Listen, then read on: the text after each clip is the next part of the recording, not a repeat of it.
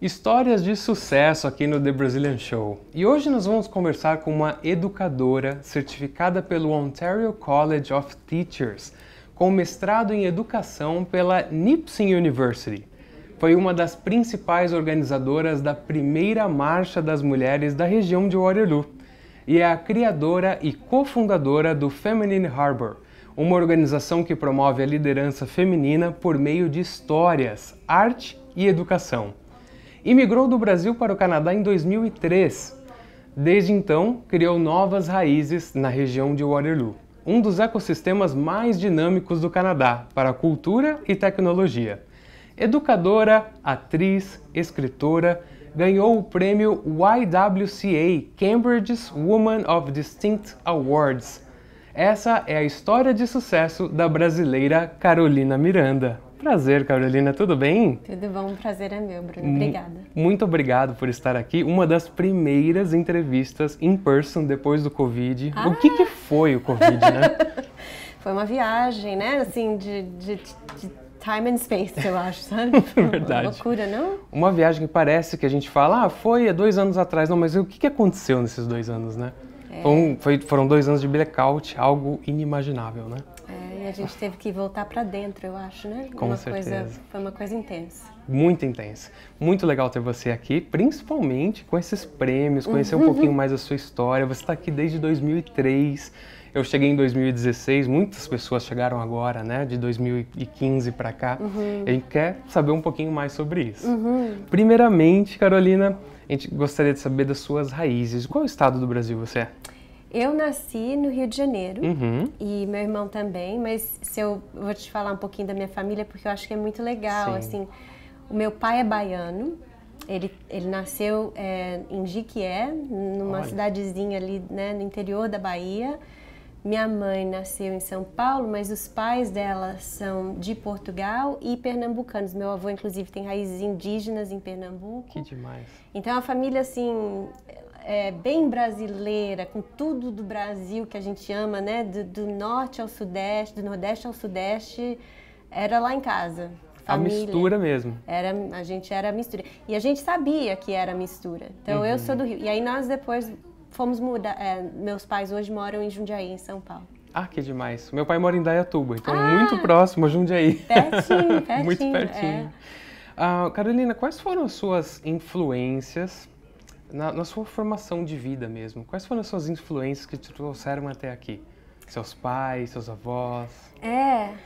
Eu acho que... Muito legal essa pergunta, porque os últimos 8 anos foram cruciais para mim, desde que eu me divorciei, de resgatar as minhas raízes, para eu conseguir me reenraizar aqui. Então, hoje eu vejo que dos meus avós, né, de quem eles são, meu avô era uma pessoa extremamente delicada, um homem muito além do seu tempo, na época em que ele nasceu em 1909, e ele era poeta, ele era escritor. Minha avó, que era muito mais nova que ele, ela era costureira e era uma mulher já feminista na época, que era quem ganhava o pão da casa. Sim. Já, né, naquela época. Minha avó materna era uma imigrante que saiu de Portugal. Então, assim, hoje eu entendi essa jornada da imigração, né? Depois que eu entendi que eu virei imigrante, eu falei, gente, como é que ela sobreviveu, né? Com 5 filhos, longe da terra dela. E meu avô com raízes indígenas de Pernambuco. Então, tudo isso, né, eu acho que gerou eu fui criada pelos meus pais para ter uma consciência pela terra muito grande. Meu pai sempre, né, promoveu a educação em casa. E desde pequena, Bruno, quando tinha 8 ou 9 anos de idade, eu falei para minha mãe um dia, eu eu vou morar no Canadá. Uau! No Canadá, especificamente. No Canadá, muito específico. Demais! Foi. Essa história lá em casa, assim, que eu vou morar, eu era viciada, eu era apaixonada já pelo Canadá. Não sei se eu vi em alguma revista, não lembro. O que foi, eu não lembro. Mas eu acho, hoje, olhando para trás, eu vejo que a imagem que eu tinha do Canadá, muito nova, era de um país exótico, em que a natureza ainda vibrava, e eu sempre tive uma relação muito íntima com o ambiente natural. Cresci no Rio, a gente, depois que mudou para São Paulo, a gente cresceu, meus pais sempre levavam a gente para Ubatuba, e a degradação pela qual o Brasil passava. Eu sempre fui uma pessoa muito sensível, eu já percebia isso de criança nos anos 80. Uau! E eu olhava, eu lembro de estar em Niterói, que a gente cresceu, meu irmão e eu, a gente cresceu em Niterói, e de ter momentos assim que eu olhava para a praia e via como aquela urbanização, eu não sabia o nome, não entendia, sim, lógico, sim. mas como aquela coisa estava comendo espaços que eu amava já naquela época, isso me doía. E foi uma coisa, eu acho que um pouco de um escapismo, achando que de repente existe um outro lugar melhor, um lugar que eu possa viver em mais harmonia entre as estruturas, né, que são essas estruturas que a gente desenvolve através da educação, mas também com esse elo com a natureza. E eu acho que, de certa forma, assim, nos meus 16 anos, que foi quando eu vim pela primeira vez, eu acho que era isso que eu estava buscando, era uma coisa assim, tipo, meio utópica. Uau. Em algum lugar isso existe, essa minha paixão por avanços tecnológicos, e eu acredito nisso, em educação, mas ainda com uma certa harmonia, com certa, né? Mas não foi bem assim, isso a gente pode conversar. Mas eu acho que a princípio foi tudo isso, a gente é um produto do tempo. Sim. Né? E o tempo, ele vai criando a gente aos poucos. Tem várias músicas lindas brasileiras que contam essa história do tempo, né? E eu acho que foi tudo isso, influência da minha avó, que já era uma mulher muito à frente do seu tempo, do meu avô, meu avô já nasceu em 1909 na Bahia. Ele não viu escravidão, mas ele lutou ele era uma pessoa extremamente consciente do direito humano do povo negro, já naquela época. Certo. Então, eu acho que foi uma combinação de tanta coisa, né? E meus pais, produto daquela brasilidade toda. E sempre buscando mais, e sempre em movimento, com essa coisa da imigração, uma família sempre em movimento, muito dinâmica. Eu gosto de fazer essa pergunta porque a gente pode transformar as nossas vidas, nosso presente e o nosso futuro. Mas as nossas raízes, elas nos ensinam muito, né? Nesse aprendizado da vida. Como você me disse, seus avós, seus pais sempre te dava já essa ideologia, né? Essa força desde pequena. Por isso que eu gosto muito de saber um pouquinho sobre as raízes, né? Eu achei lindo isso que você falou. Não é uma coisa que o pessoal aqui entende. Adorei. Isso. E eu acho, sabe, Bruno, que a gente só consegue transformar o presente e o futuro se a gente entender o passado. Exato. Se a gente não sabe de onde a gente veio, do que a gente é feito, realmente, se a gente não abraça e não se coloca numa posição de lembrar, o futuro ele é vácuo. Ele quebra fácil, ele não vai ser um futuro que é sustentável de verdade, né?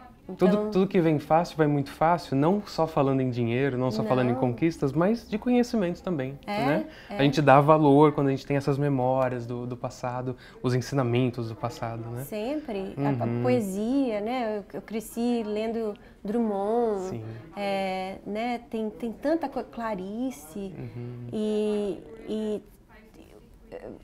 falando nisso, pra você ver o poder da inovação, eu tenho uma relação, a gente vai conversar sobre isso depois, com a KW Art Gallery, que é a galeria de arte aqui, né? Sim. E chegou um dia que eu fui na galeria de arte a trabalho, porque a gente trabalha juntos, e tinha uma frase da Clarice Lispector na parede. Que demais! Eu olhei e falei, gente, como Sério, assim? Essa conexão? Né? Tipo, como assim? Aí eu fui falar com a curadora, eu falei assim, mas peraí, como... Ela falou, não, Clarice Lispector, eu estou descobrindo agora. Eu falei, você está descobrindo agora? Eu estava lendo aos 14 anos. Ela falou, você é muito intensa. Que demais, que demais. Então, eu acho isso, essas transformações, esse elo das nossas raízes e que a gente vai se encontrando através do espaço, é nesse que mora o barato. Verdade. É isso que é lindo, né? É lindo, lindo demais. E você falou que chegou aqui em 2003, né? Eu dei um briefing dizendo que chegaram mais brasileiros aqui a partir de 2015. Em 2003 você tinha outras barreiras. Como que era o Canadá, essa região, em 2003? Quais as barreiras que você teve que aprender no sofrimento, às vezes, né? Muito sofrimento. Você não comprava pão francês no mercado, não. Não tinha pão francês. Olha, É muito interessante essa pergunta, porque é uma daquelas coisas que eu acho que os novos imigrantes não entendem quão dura foi a vida dos imigrantes aqui antes dessa abertura em 2015. E a gente se escondia. Tinha uma ideia assim de um projeto de multiculturalismo naquela época do mosaico. Já existia esse eco, né?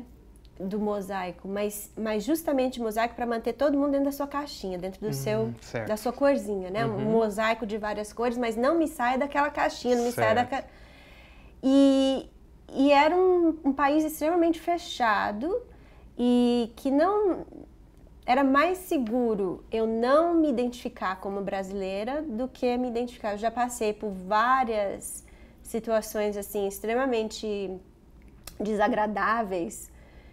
E isso antes mesmo, mudou muito de 2015 para cá, realmente, mas assim, de um estereótipo muito grande de né, achar que só porque é brasileira, então eu posso dar em cima, sabe? É uma coisa assim que acontecia. E de você ir no médico e o médico dar em cima de você, você fala, nossa. What? Nossa, olha só. Então... mudou muito e foi justamente, eu me divorciei em 2013, 2014, e foi justamente com essa leva dos novos imigrantes brasileiros e que eu vi que a coisa estava crescendo e ampliando, que eu falei, quer saber? Vocês vão ter que me aguentar brasileira mesmo. Agora eu vou voltar às minhas raízes, eu tenho que voltar, porque até então... era mais seguro você não se identificar ou você tentar ao máximo não ter sotaque. Eu era, na verdade, na época atriz. Antes de 2003 até 2007, eu trabalhei como atriz em Toronto e aqui na região. Certo. E é aquela coisa, né? Eu tinha que fazer aula de vocal para perder o sotaque, ou os papéis que você encontrava eram... extremamente estereotipados. Sério? E melhorou já muito. Não tá bom ainda, né? Ainda tem muita coisa que pode melhorar. Não, eu tô de boca aberta porque, assim, eu cheguei nessa leva de 2016, eu cheguei em 2016, então a gente tem uma visão diferente, eu não sabia disso que você tá me falando. Pra mim, o Canadá sempre foi isso que a gente encontra hoje aqui na região, né? Que interessante. Não, e é um país, assim, que... com muitos grupos imigrantes diferentes, então não só os brasileiros, mas você pega diferentes grupos imigrantes, eles têm histórias diferentes. Então, por exemplo, o pessoal que veio da China para construir a highway, Sim. E são pessoas que foram estigmatizadas assim extremamente. E eu hoje, muitas amigas minhas são canadenses, mas são pessoas de raízes étnicas de outros lugares, mas pessoas que nasceram aqui. Então eu tenho amigas, por exemplo, que cresceram, porque eu não cresci aqui, né? Certo. Eu cheguei. Mas amigas minhas que são, por exemplo, gregas ou da Cipria e que me contam histórias assim de horrores crescendo aqui como criança. Puxa. E assim de não serem aceitas na escola ou de, né, você não podia levar um sanduíche de mortadela. Tem uma amiga minha que ela é italiana e ela fala, não, você não podia levar um sanduíche de mortadela sem as pessoas tirarem uma onda com você. Sério? Então, foi um país assim e calada nos círculos que eu andava, porque você, né, tem que viver, e era muito comum na época que eu era atriz, assim, eu andava em certos círculos artísticos ou mesmo pessoais, às vezes através, né, das meus relacionamentos com os amigos do meu ex-marido. Comentários racistas, assim, absurdos. Nossa. Absurdos. Que hoje eu paro para lembrar, eu tenho lembranças, assim, de algumas coisas que... E na época, eu percebia, eu ficava horrorizada, mas não tinha uma... Pra gente se levantar, a gente precisa de cultura. A gente precisa de números. Sim. E na época, me sentindo extremamente isolada, sem amigos que eram meus, não sabia onde estava a comunidade brasileira. Você assiste calada. O que te dava forças? Eu acho que, na época, era ainda o sonho de estar aqui. Não é possível, não pode ser tão ruim assim. Como assim? Né? Tipo, eu vim achando que era uma coisa e eu não tô entendendo. E também tinha uma curiosidade de querer entender o sistema, de querer participar e de querer me achar aqui. Então, acho que esse sonho meu ainda me dava força. E eu ainda acreditava. Mas você sabe que a vida melhorou muito quando eu deixei de sonhar, assim, de que era e aceitar o que é. Aí mudou. Aí, nossa, a vida melhorou demais. Falei, não, isso aqui é uma bagunça igual ao Brasil, mas é menos gente. É menos gente. Vamos organizar dessa maneira. É quando a gente frustra as nossas expectativas, é um problema. Né? Tem que ter essa mudança. Foi. Aqui não é um país perfeito, está longe de ser, mas a gente escolheu. A gente escolheu. Não é verdade? E por que Waterloo? Você falou que de Toronto, vinha para a região esporadicamente como atriz? Na verdade, eu mudei para Hamilton primeiro. Aí eu consegui alguns contratos como atriz em Toronto. E aí consegui alguns contratos aqui em Waterloo. Na verdade, aqui na região de Waterloo, eu vim trabalhar com o The Empty Space, The Multicultural Theatre Space, que inclusive hoje é uma companhia de teatro bem renomada da região e que eu faço parte do Board of Directors hoje. Que legal. Então eu de novo, essa coisa dos círculos, né, do tempo. E eu deixei de ser atriz e aí voltei depois de anos como Board of Directors. E aí, como eu estava entre Hamilton, que é um triângulo, né? Hamilton, Toronto e Waterloo, chegou uma hora que eu falei mesmo, pelo amor de Deus, vamos ficar numa linha reta. Aí eu fui para Guelph. Ah, entendi. E aí, depois de Guelph, a gente veio para Waterloo Region, que era onde fazia mais sentido pra gente, tá? Foi morar em Kitchener e tudo mais. Mas foi por causa de teatro na época. Tinha realmente um suporte, pelo menos não com uma comunidade brasileira, mas com uma comunidade de imigrantes. Sim. Que realmente foi meu hub, foi os meus amigos. Nossa, muito bom saber.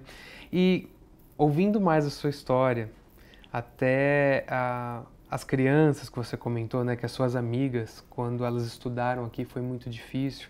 Hoje, a gente pode traduzir em português vice-diretora? Pode ser. Né? Você é vice-diretora do Waterloo Region District School Board.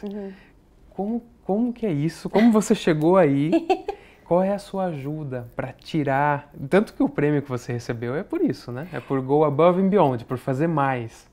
Na verdade, o prêmio foi eles olharam a minha carreira porque eles pediram cartas, né? É um prêmio assim que você tem que provar aqui, entendeu? Então eles olharam assim, todo o meu trabalho, eu ganhei ele. Na verdade, foi ainda pelo trabalho como professora na sala de aula, mas o ano que eles examinaram para o prêmio foi um ano de transição, em que eu daí virei diretora naquele ano. Então, foi um pouco ali, um pouco cá, sabe? Mas, eu fiz, na verdade, eu fiz a faculdade de Teachers College, que é o que eles têm assim mais próximo de pedagogia, aqui. Eu não fiz no Brasil. Eu me formei na USP no Brasil em letras. Aí trabalhava com teatro, continuei trabalhando com teatro aqui, e aí eu fiz Teachers College aqui, na Charles Sturt University, que na verdade é um satélite da Austrália, que estava aqui na época. Certo. E aí depois disso, eu entrei na profissão, larguei o teatro, e aí depois de muitos anos eu fiz meu mestrado em educação, e foi uma progressão, assim, na verdade eu sempre fui uma pessoa muito ambiciosa.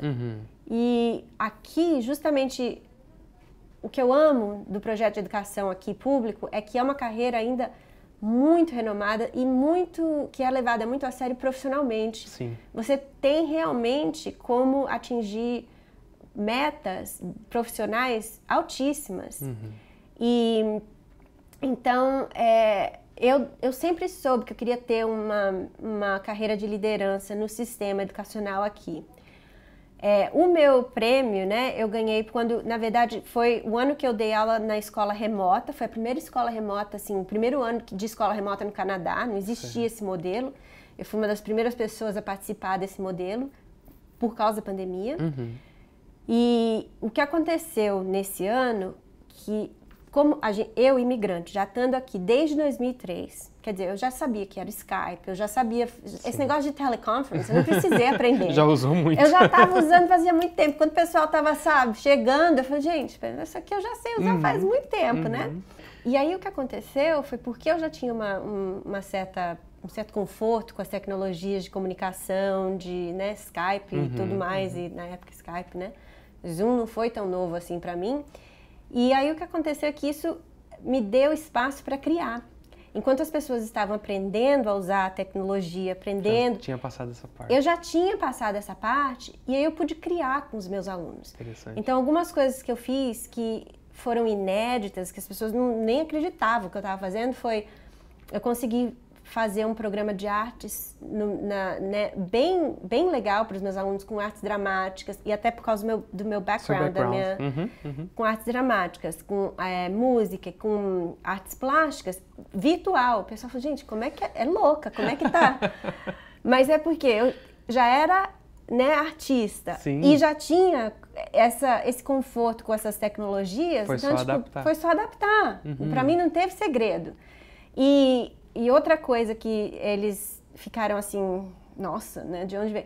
Foi que eu, de novo, por saber, né, a gente passa como imigrante por tantos apuros, assim, a gente sabe, né, o que é perder conexões, o que é perder presença em comunidade. Então, uma das coisas que eu priorizei com os meus alunos na escola remota, na época da pandemia, foi mantê-los conectados com comunidade. E muito conscientemente de como fazer isso. Então, fiz duas coisas que chamaram muita atenção daqui, do pessoal daqui. Uma que eu arranjei um monte de conexões para os meus alunos autênticas com a comunidade. Então, por exemplo, eles escreveram cartões postais através da biblioteca de Cambridge, da ID Exchange, certo. E aí eles mandaram cartões postais para os seniors Nossa, o vocabulário está me escapando. Não tem problema. Estavam em asilo? Isso. E aí conectei eles com outras, por exemplo, com a Sinfônica de Kitchener. Conectei eles com cantores da região que daí criaram músicas, que as músicas foram parar na rádio. Mas isso porque eu já sei manter as minhas conexões, as minhas, né, raízes, os meus relacionamentos com as pessoas já de uma maneira remota, enquanto as pessoas aqui não sabiam fazer isso. Que demais. Então, os meus alunos criaram muita coisa legal, muito conteúdo, eles se divertiram, enquanto muita gente estava sofrendo para tentar entender como dar aula para esses meninos, né? A gente estava deslanchando. E a terceira coisa muito bacana foi que eu realmente fui na casa de cada um. Uau! Eu tive alunos do sul de Cambridge até o norte de Waterloo. Você sabe que a região é grande. Enorme, é. E aí, no Halloween e no Natal... No Halloween eu me vesti de fada e no Natal eu botei lá meu chapéuzinho de Mamãe Noel e minhas filhas foram comigo e a gente saiu dando presente para os alunos todos, assim, a gente foi em cada casa. Então isso, assim, e justamente com a intenção de mantê-los conectados, que para mim manter a comunidade. Manter a comunidade. Eu acho que isso é o grande... O intercâmbio que a gente fala, a pessoa vem lá do Brasil, vem aqui, estuda inglês 6 meses e vai embora, às vezes não fica. Mas ela está levando alguma coisa de muito boa do Canadá lá para o Brasil. O que você está me falando, você está trazendo toda aquela bagagem do Brasil, mais o que você aprendeu aqui, é um intercâmbio de ideias, de coisas, né? Que só faz somar. Com certeza, né? Essa é a inovação. A gente tem que parar de pensar em inovação apenas através de uma lente tecnológica. A inovação, especialmente quando a gente está tratando de educação e de criança, ela acontece através do ser humano. A inovação real só acontece através de comunidade e de relacionamentos. Aí sim vão existir e vai sair ideias sobre quais as estruturas e tecnologias que a gente quer inventar. Mas inovação, realmente, um país que inova, ele inova porque os seres humanos envolvidos, eles estão conectados e trocando. E isso é uma coisa que eu tenho muita paixão pela educação pública, porque no Brasil a gente perdeu muito do nosso sistema público. E eu estava até conversando, meu parceiro, ele é, hoje, né, meu parceiro ele é educador também, e ele é um homem negro aqui na região, que é educador, e aí eu estava me dando conta, porque ele perguntou para mim, ele falou, mas como é que tua mãe e seu pai se conheceram? Porque eles parecem que são de outros mundos, meus pais realmente. E ontem à noite eu nunca tinha me dado conta, eu falei para ele, gente, porque na época ainda existia no Brasil um sistema funcional de educação pública que trazia pessoas de vários ambientes e backgrounds diferentes, etnias e classe econômica, que ainda nos anos 70, no Brasil, nos anos 60, se encontravam. Se misturavam. Sim. E isso gera uma renovação humana muito grande, porque meus pais realmente são de mundos muito diferentes. Certo. E eu e o meu parceiro hoje, aqui, aí ele falou, a gente se encontrou por causa de educação pública. Então, assim, perder esse sistema é uma perca de capital humano imensa. Exato. Então, a gente tem que tomar muito cuidado para isso não acontecer aqui. E eu ainda sonho de, em vida, ver o sistema de educação pública sendo levado mais a sério no Brasil. Tô aberta, hein, para convites. Viu? Pronto. Tô aberta para convites. Educar é fazer pensar, né? Uhum. Então, tem muita gente que recebe informação passivamente. Você já parou para pensar um programa de 4 horas policial lá do Brasil? O quão desserviço ele está sendo? Fazendo que as pessoas pensem minimamente dentro das suas caixinhas? Se elas trocassem isso por educação, por conversa, por troca, por comunidade, aí ia ter uma grande diferença, né? Lá no Brasil. Ia, com certeza. E high five pelo prêmio, parabéns! Muito legal ver uma brasileira, canadense, né? Ganhando um prêmio aqui como esse, tão importante, muito legal. Obrigada. E fora tudo isso, tem o Feminine Harbor. Esse é um projeto seu, do coração. Coração. Conta um pouquinho mais sobre ele. Meu coração, da minha mente, de tudo, né? Saiu da raiz das minhas raízes. Queria mesmo. muito que a Belinha estivesse aqui, ela tá cuidando das nossas sobrinhas em casa, mas pode ser eu, né? Claro que Então, pode, inclusive. e nós, você também aí de casa. Não, inclusive, eu adoro conversar sobre Feminine Harbor com homens, porque Sim. o projeto é para mulheres, mas a intenção é de que essas histórias sejam manifestadas publicamente para que os homens passem a entender a gente, para que exista diálogo, troca, Sim. mas de uma maneira em que a gente esteja desse lado aqui com o microfone contando do nosso jeito, né? Tendo autonomia sobre as nossas próprias histórias. O Feminine Harbor, ele é, na verdade, o projeto que saiu do meu mestrado, um projeto mais 4D, né? Eu estudei no mestrado em educação, eu estudei especificamente liderança feminina nos sistemas de educação aqui, porque eu queria entender. A minha pergunta foi, por que em várias indústrias privadas, de ONGs não governamentais, por que falta tanta liderança feminina, enquanto que no sistema de educação aqui, a porcentagem não é mais alta. Se você for olhar nos rankings de liderança, ela é bem equiparada, homem e mulher. Então, acho que é 43% mulheres e 47% homens, uma coisa assim. Ou era na época, não sei se mudou agora. Sim. E a minha pergunta foi, o que acontece dentro desse ecossistema educacional que promove as condições necessárias para que se existam mulheres que confiem em si mesmas, que confiem no sistema para virar líder. E quais são esses indicativos sociais? Era isso que eu estava procurando. E aí eu achei, a literatura existe, o problema é que a gente não olha essa literatura, não tem interesse em querer perguntar, a gente não pergunta as perguntas certas, né? E o que eu descobri foi, primeiro, existe muito mais uma cultura em que você tem gente que já trilhou o caminho antes de você, então você tem como perguntar para alguém que está um pouco mais na frente. Sim. Existe uma cultura de troca que vai além da troca profissional. Quando você tem um ambiente que é mais permeado por mulheres, uma mulher dentro da profissão tem como falar com uma outra mulher, mas como é que você fez quando você teve neném? Off, né? Além da troca que existe, né, de toda a informação profissional que tem que ser trocada, existem essas conversas, porque é um ecossistema mais rico em termos de ter mais mulheres, e aí as mulheres conseguem aprender a navegar o sistema como mulher. E isso faz toda a diferença do mundo. Com certeza. E existem outros marcos. E aí, quando eu comecei a perceber que isso era pesquisa, que já estava escrita, que não era nem eu precisava, mas eu falei, bom, então como é que eu transformo isso? Tem como eu fazer isso e transformar isso de alguma forma para a comunidade? Porque eu acho que se eu fizer isso, se eu conseguir transformar esses marcos e eu conseguir levar isso de uma forma mais aberta para a comunidade, eu acho que eu começo a levantar a moral da mulherada aqui para conseguir elevar o entendimento do que é realmente uma liderança feminina, o que é realmente uma liderança com mulheres à frente. E que não lideram como homens, porque existem outras experiências que são parte da nossa realidade. Eu sou mãe solteira, de 2 meninas, então, tipo, é outra experiência, né?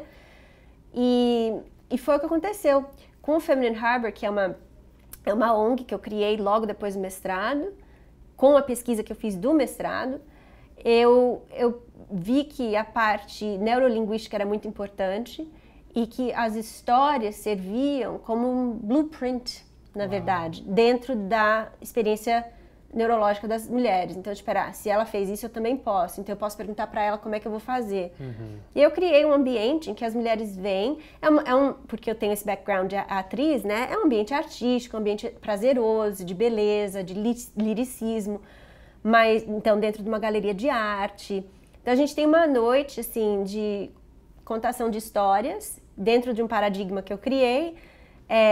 A gente tem música ao vivo, sempre com uma mulher. Que delícia. É lindo. Muito bom. E dentro de uma galeria de arte com artes plásticas maravilhosas. Então, é uma noite e são as mulheres que contam as histórias. E se os homens quiserem vir, eles vêm escutar. Pode ouvir. Pode ouvir. E aprender. É isso, é sobre aprender mesmo, né? Poxa, que legal. E há quanto tempo já no Feminine Harbor? Faz já 6 anos e eu levo como eu posso, porque é totalmente um passion project meu, sabe? Tipo, é um projeto mesmo da minha paixão, do meu coração. Então, eu tenho um suporte muito legal da comunidade e já aconteceram coisas muito bacanas. Então, por exemplo, teve, não sei se você acompanhou as eleições recentemente, mas a Marjorie Knight, que foi uma das candidatas do NDP, isso lá atrás, ela foi uma das minhas primeiras contadoras de história. Então, realmente, eu tô vendo. Então, hoje tem uma entrepreneur que começou porque ela, 6 anos atrás, assistiu a história de uma das mulheres do Feminine Harbor. Então, eu tô começando a ver... Os frutos. Que as mulheres realmente cresceram. Que elas estão realmente crescendo em network, elas estão crescendo e com uma visão que não é dissociada, porque no Brasil isso aconteceu e eu refleti muito a respeito disso quando eu criei a Feminine Harbor. A gente no Brasil, com esse negócio da colonização, que aconteceu aqui também, privatização, o sistema ficou tão masculino que a gente perdeu toda a indústria do cuidado no Brasil. Então, a indústria que cuida de crianças com educação e a indústria do sistema público de saúde, ela foi degradada. A gente tem o SUS, graças a Deus, ainda no Brasil, mas existe todo um sistema privado que engoliu, né? E eu acho, isso assim, baseado em observações e algumas coisas que eu li, que tem muito a ver com a perda da força de liderança feminina, que é geralmente atrelada a essa indústria do cuidado. Então, a gente desenvolveu tecnologias e indústrias, né, privadas extremamente avançadas, mas a gente deixou de lado no Brasil e deixou decair toda a estrutura que cuida da comunidade. E eu acho que ainda dá tempo de fazer isso aqui diferente, né, para o futuro. Com certeza. E é muito bom saber que os homens podem lá ouvir e aprender com as mulheres, né, nesses encontros, né? Deixa pra gente, então, como participar desse grupo, como saber mais sobre ele. A gente tá no Instagram, vocês podem achar a gente com Feminine Harbor, então é feminine _harbor without a U, sempre sem o U. Harbor. E a gente tem um Linktree, que tem todos os links lá. E acontece sempre, os encontros são sempre 4 vezes por ano, no solstício e no equinócio, porque é uma das coisas que eu estudei também, reatando um pouco essa conexão com os povos indígenas, mulheres indígenas daqui, e as minhas raízes no Brasil também. Então, como que a gente marca isso no calendário? Então, ela é sempre na época do solstício e do equinócio, sempre no calendário que a gente tem geralmente dia 22 ou 23, né, o próximo acho que é dia 22 de setembro, certo, na KW Art Gallery.